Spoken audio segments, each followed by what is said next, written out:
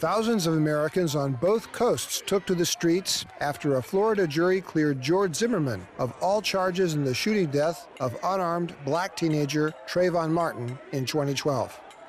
I think every American ought to be afraid that my child can do nothing wrong and can be killed, and you can use self-defense and tell 4 or 5 different stories that end up being inconsistent and still walk away.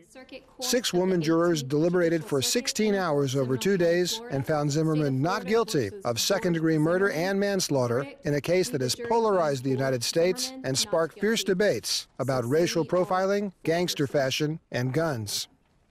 In San Francisco, hundreds of protesters marched through the streets holding signs and raising their fists in the air. Police vehicles and helicopters surrounded the march. In Oakland, hundreds of people were in the streets well after midnight. Protesters lit fires, and there were reports of vandalism in the downtown.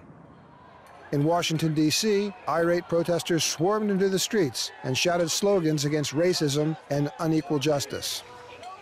This shows that our children really aren't safe. Anybody can do anything to them while they're out there minding their business. So it's a sad day, I think, for our justice system, and there needs to be some reform, and some people really need to think about the decision that was made today. Zimmerman, who's white and Hispanic, said Martin attacked him on the night of 26 February 2012. Prosecutors argued Zimmerman was a gung-ho volunteer security guard who tracked down Martin and shot him without justification.